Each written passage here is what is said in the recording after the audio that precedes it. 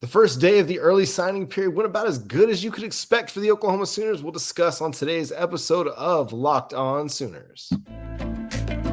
You are Locked On Sooners, your daily podcast on the Oklahoma Sooners, part of the Locked On Podcast Network, your team every day.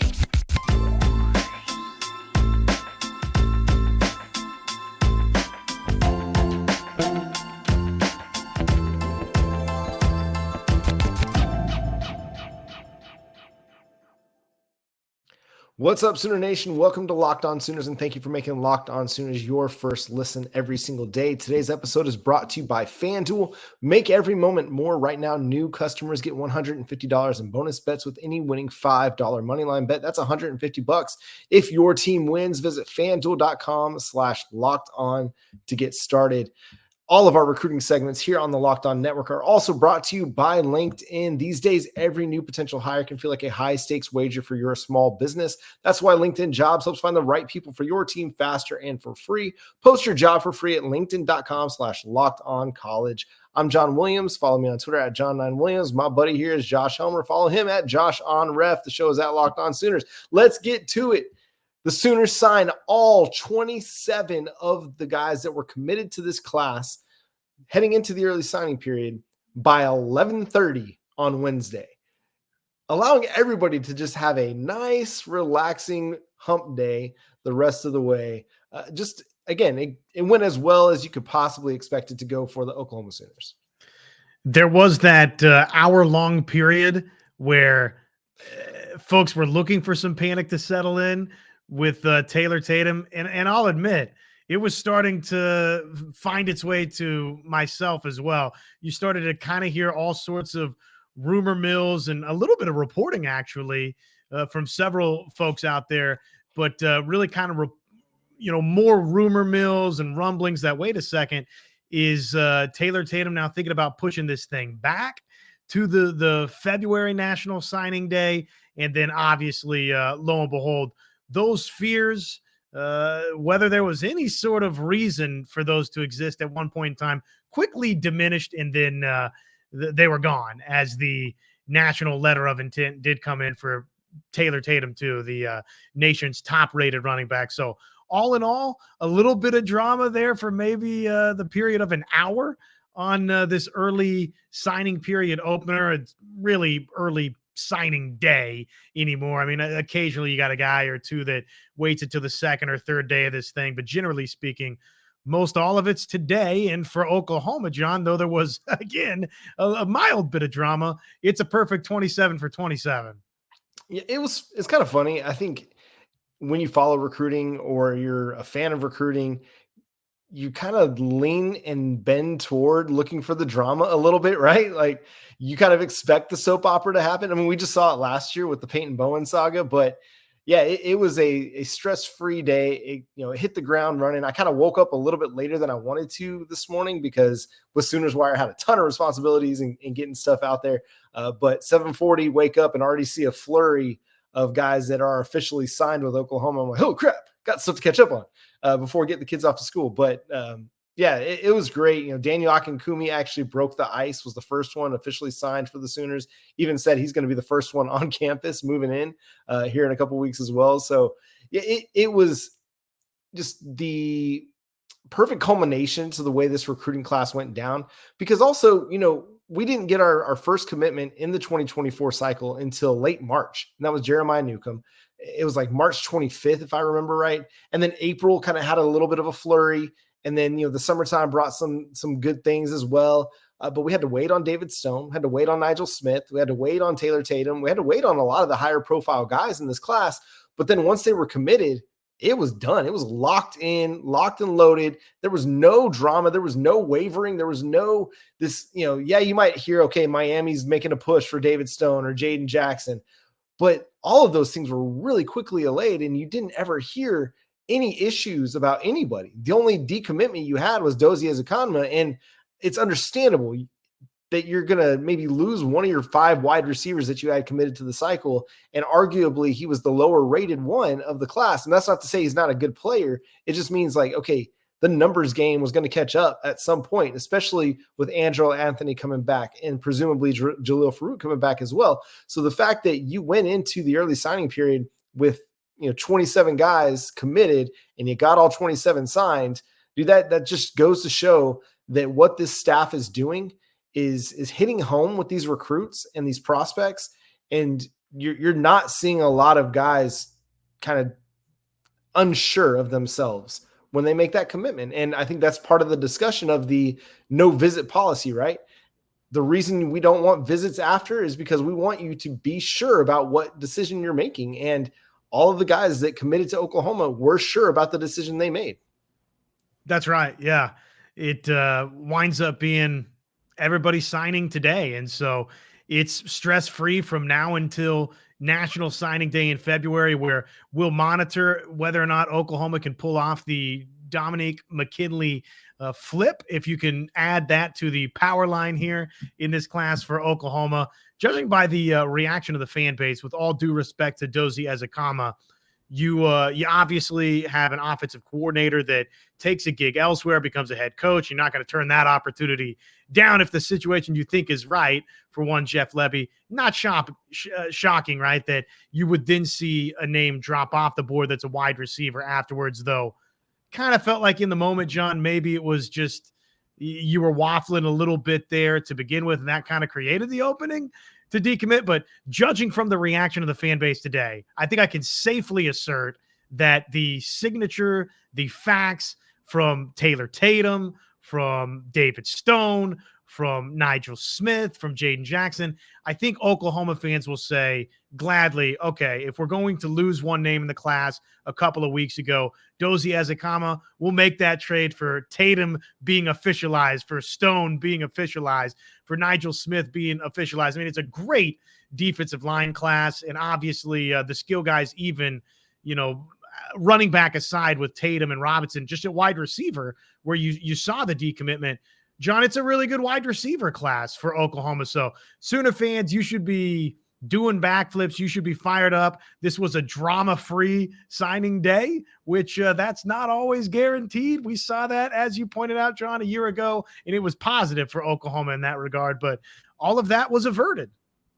Yeah, and you look across the country, and there's a lot of major programs dealing with a lot of things on the first day of signing. If you're Florida, Florida State, USC, you are sick to your stomach right now about the way the first day of the early signing period went down. Obviously, if you're, some of the Texas lost, big time, blue chip wide receiver prospect in a flip to Alabama. Ohio State, nearly had their whole class fall apart with some of the big time names. And I don't even know if Jeremiah Smith is actually even signed yet, the way that whole thing's transpired. I haven't seen an update yet, but it's just, oh no, he did. It finally came through. There was a lot of up and down with that one, but it finally came through. But so many other big time programs dealt with a lot of issues in their, in the first day of the early signing period, and Oklahoma didn't. And we can say a lot of things about it, but I think the thing that's good that we can take positive away from it is that these guys knew that they wanted to be with the Oklahoma Sooners. And Brent Venables went so far as to say, of the three classes that he signed, that this is the best one. He says time will tell, but he thinks this is the best class that they've signed. And I think it's kind of hard not to argue that. I feel like there's a very strong argument to be made that that's the case, considering especially that there are probably some really, really underrated prospects that Oklahoma signed. We'll talk about that. We'll also give you some key takeaways from the early signing period as well. We'll do that on Locked On Sooners here after the break.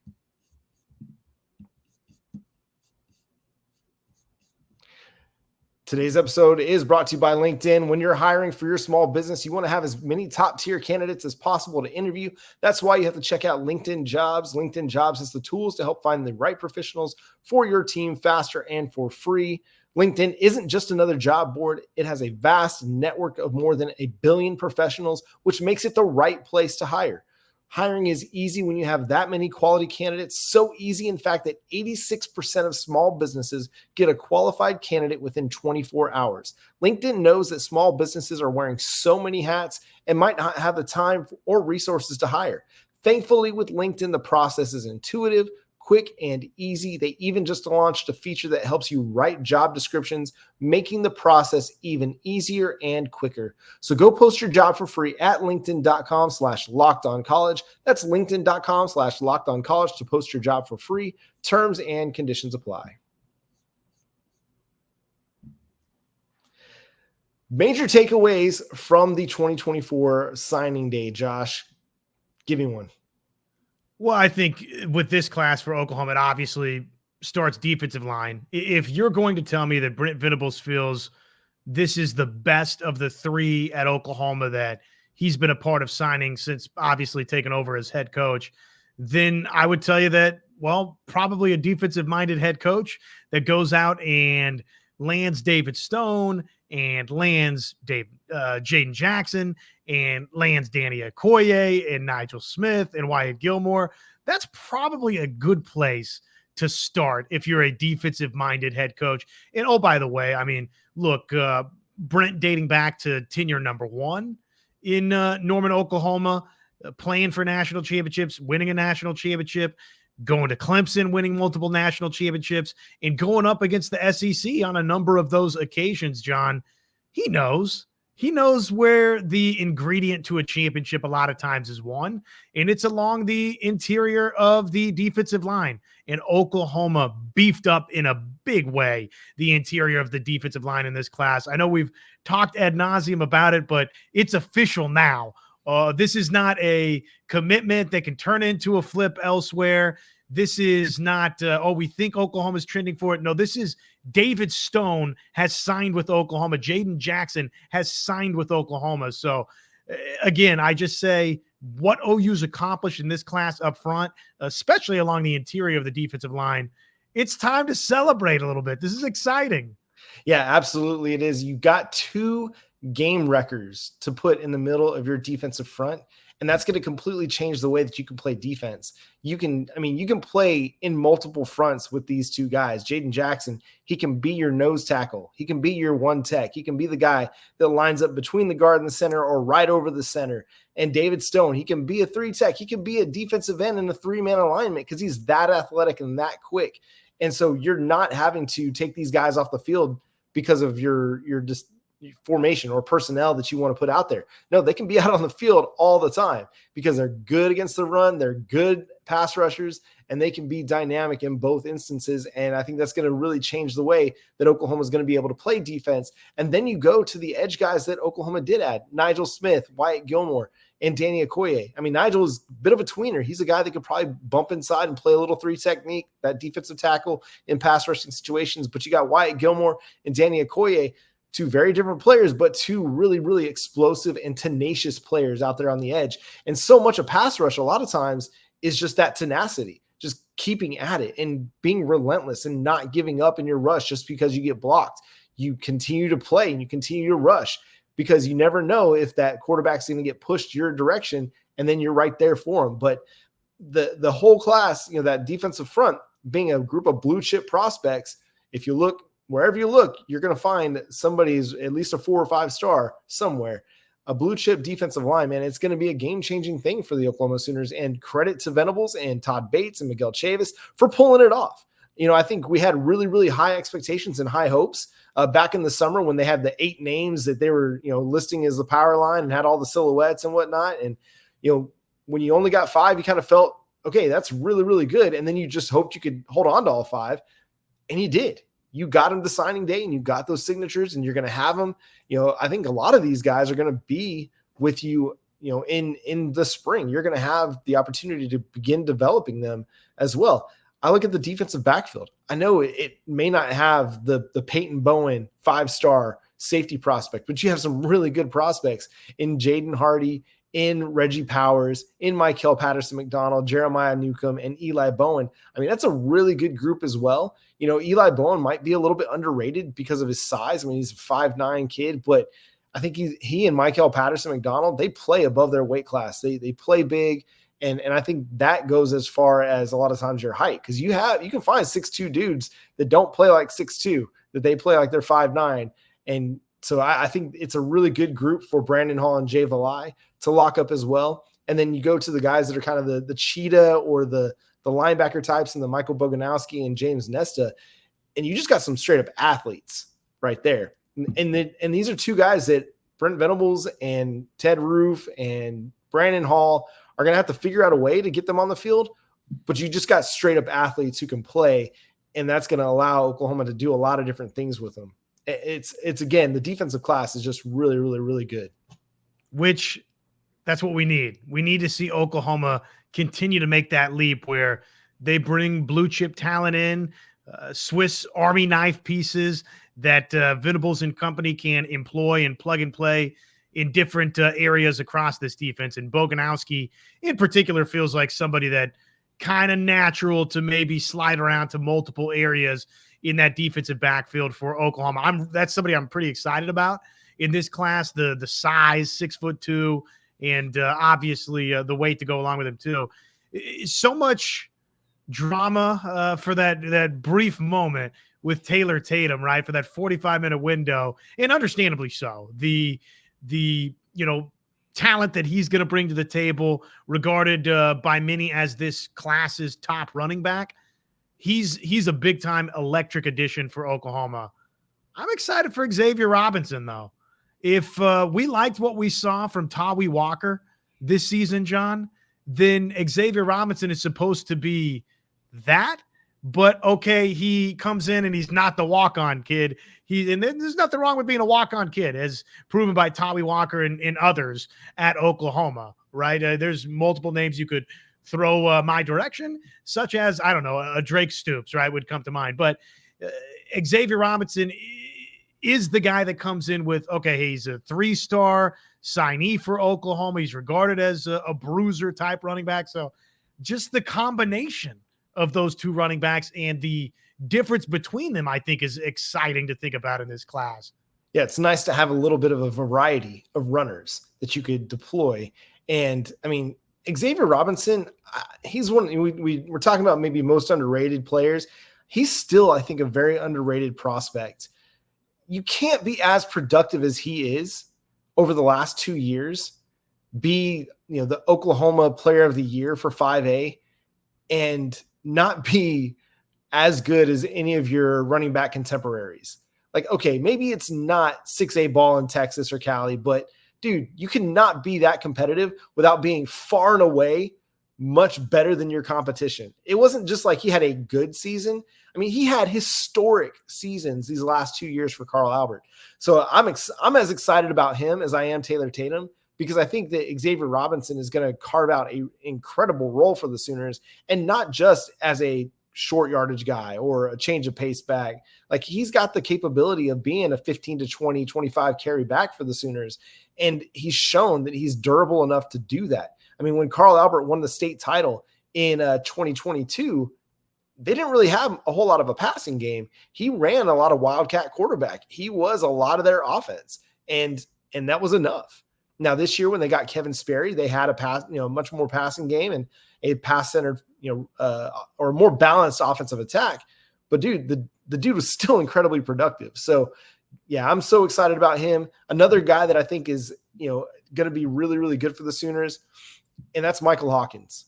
And, yes, the quote unquote 3-star quarterback, but miss me with that. Just miss me with the 3-star aspect.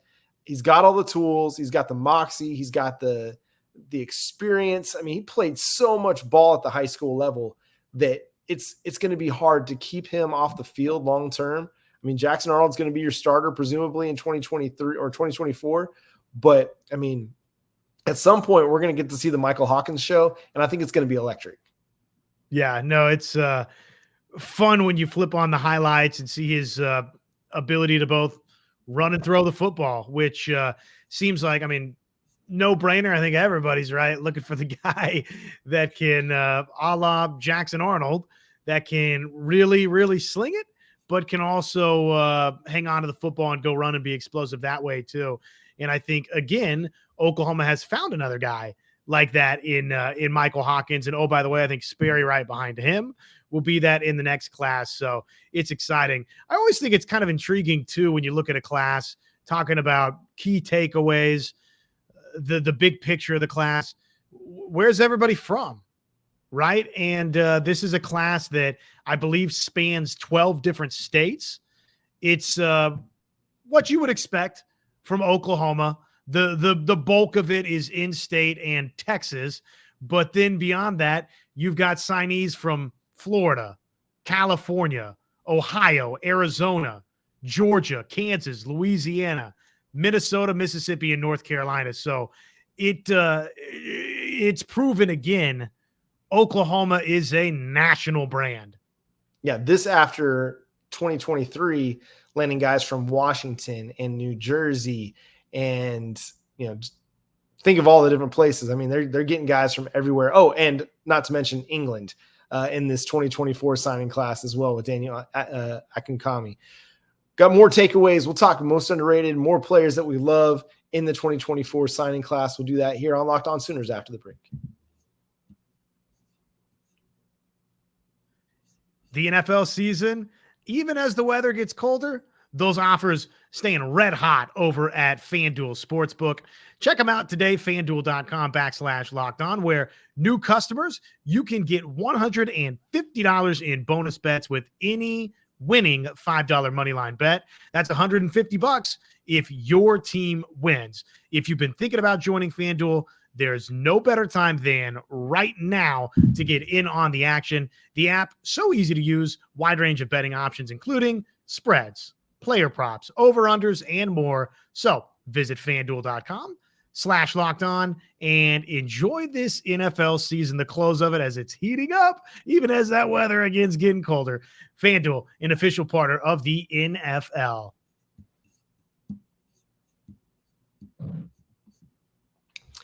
Again, all of our recruiting segments here on Locked On are brought to you by LinkedIn. So, Josh, as we continue to talk key takeaways, who are some of the players that you're most excited about seeing in this class in the spring and in the future?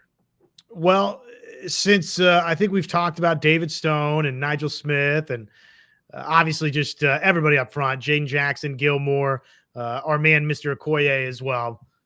I'm excited to see if we've got a tight end in this class that's going to step right in. I know there's been some debate about that. And sorry, everybody. Sorry, I'm the reason for that debate.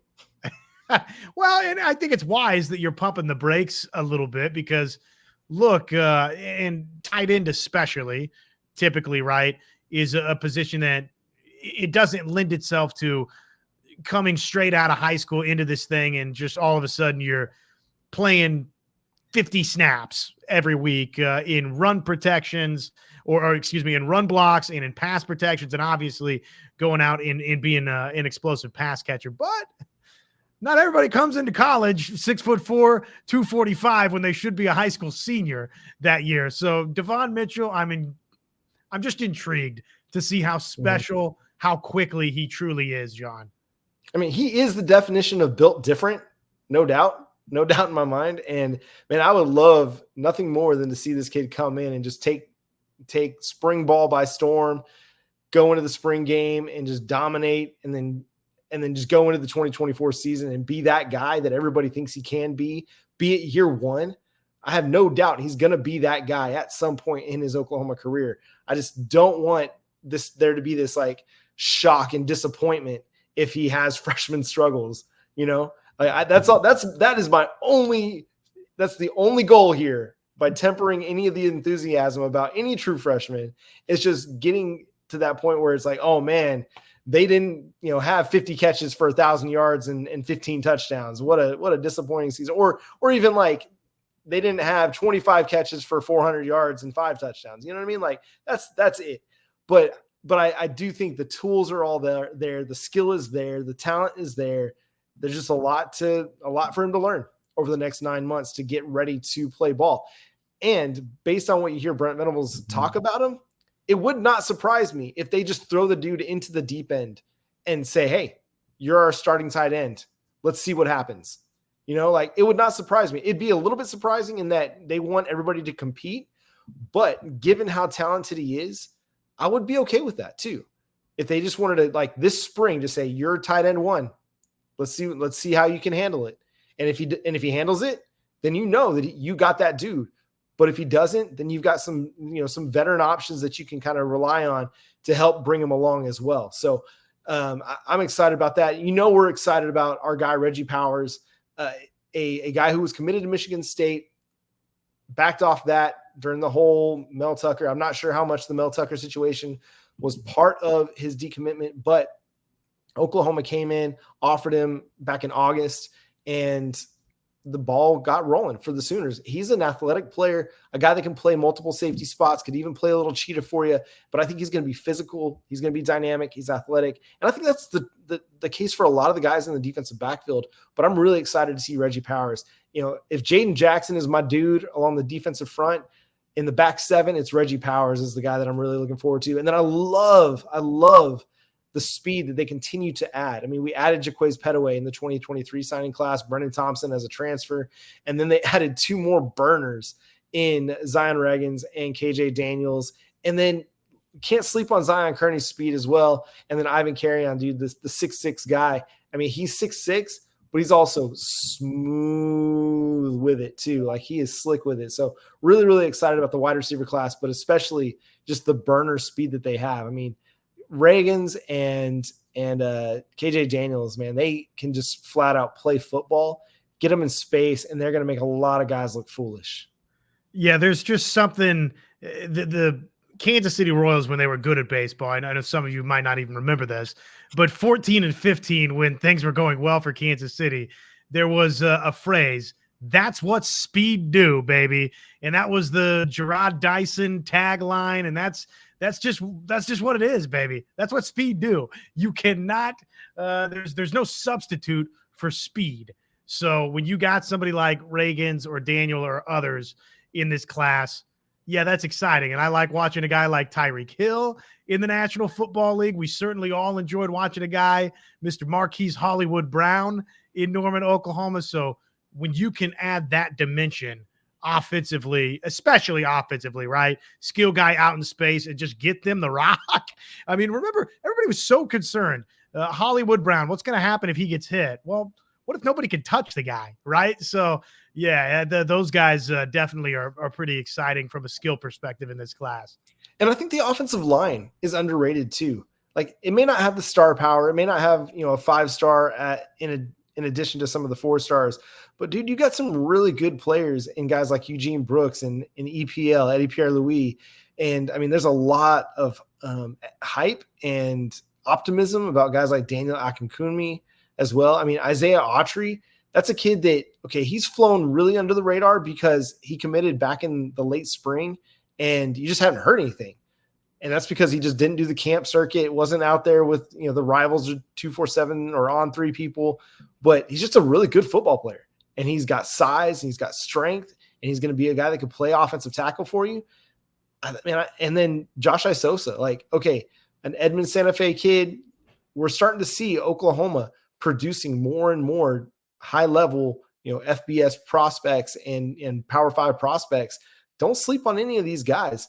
The state of Oklahoma is rising to the occasion right now in getting more and more respect, I think, on the national recruiting circuit. I mean, whether it's teams like Oregon or Michigan State coming into Oklahoma and poaching kids, people are taking notice. And so while Josh Isosa might not come with a ton of star power, that's a kid that could come and be a very, very impactful player for you along the offensive line. I think all of these guys have a chance to be multi-year starters for you down the road.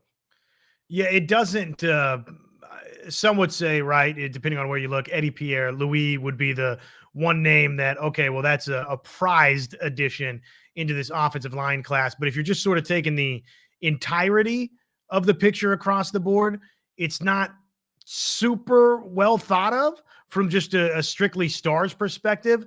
And yet, look, I think offensive line is probably one position group that, generally speaking, outside of a couple of, let's just call them freaks year in and year out, I don't know that it always gets evaluated great anyways.